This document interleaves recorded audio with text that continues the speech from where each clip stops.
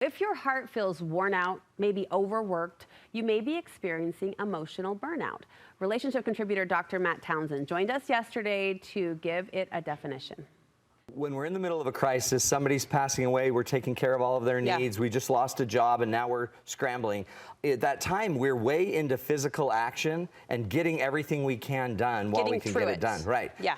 The thing is, behind it are all of these emotions that we don't necessarily have the time to talk about. We never even have the time to pay attention. We might go from acting on the problem we're dealing with and then trying to detach from it and hide and self-medicate from it. So a lot of times once the wave of the issue's gone by, we're left with just raw emotions that we've never dealt with, and they're probably burned out, and you are empty. You don't have the wherewithal for where to turn, for how to move forward. Matt mentioned a few signs of emotional burnout, like you might have a hard time sleeping, you have difficulty focusing, or you're quicker to argue and react. So now that we have a definition, today Matt will help us restore from that place of overwhelm.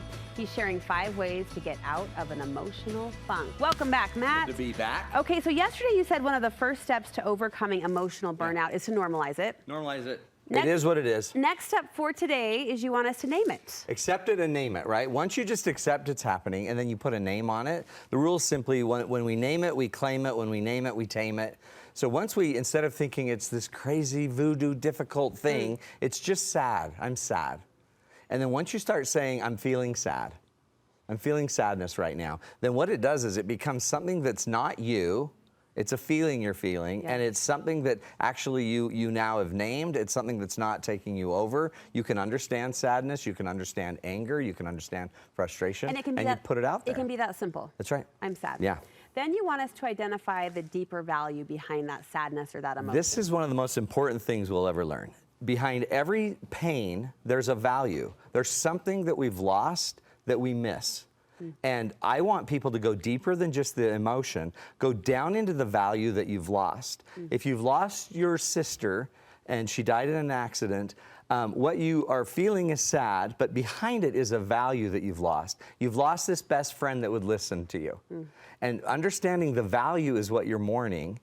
The values don't always have to go when the people go. But once you start to differentiate that I value this, a husband that lost his job, he may be really upset and angry and sad about it, might fall into a depression, but his value is providing for the family. Once you can go detect what the deeper value is, then you understand why the feeling's there, and maybe you can start to figure out ways to recreate the value in your life. So it's the why. Is it always the obvious, or sometimes? No, sometimes it's a little deeper. So you just ask, what is it about this loss, or what is it about this pain that I'm really missing? And then just you'll get down to the actions that they performed, and then you can find the value behind it. That is really powerful. You can see how that would change. Life-changing. Life-changing for sure. Then you want us to prioritize small actions over exhaustive thinking. A lot of us are so into thinking that we think thinking is an action. At some point, the only way really to kind of create your chemistry isn't just thinking out of your chemistry. Sometimes it's getting up and doing an act. Go find one small act a day. Yeah. Especially one, if you can find one that's aligned to the values that you learned about earlier, and go start sharing that value again. The act could just be reading a book. The act could be going to the gym. The act could be serving someone else. It could be making a cake. It could be any action will start to create chemistry and momentum for you. Well, we think so much and we talk a lot too. Maybe that's just the woman speaking. That's also another action. We think and we talk, and you're just saying, get up and do something about it. And by the way, you don't need to do a lot. Do one thing and let that lead to another thing. Then you want us to find energizing ways to turn our arrows out. When people are hurt, you'll see their body will recoil and they'll shut down. And a lot of us, when we're hurting, we turn our arrows in and we just keep thinking and we keep beating ourselves up. I should have done this better. I should have done this better.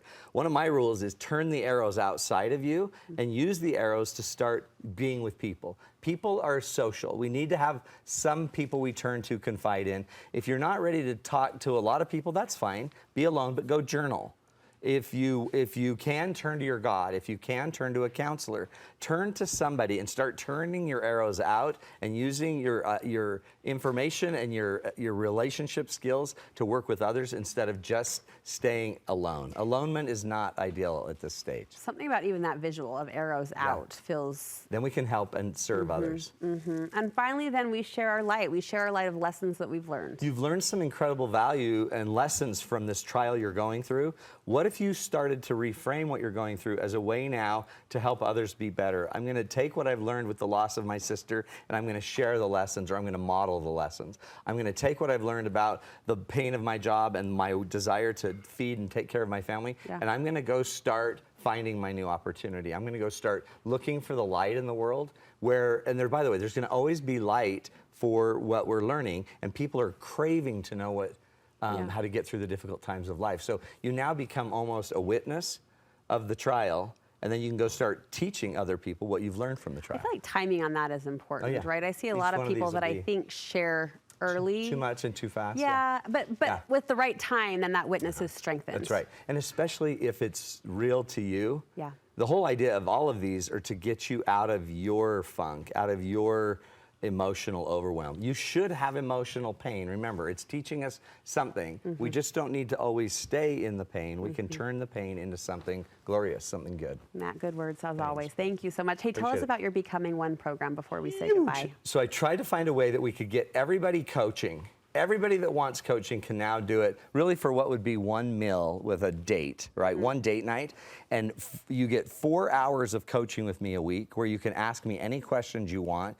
Groups are there, and we have tons of online courses, videos, stuff you can watch to get the tools. The goal is becoming one with yourself, one with your God, one with each other, one with your family. Awesome. We'll link you over to his website so you can get more information about that awesome program.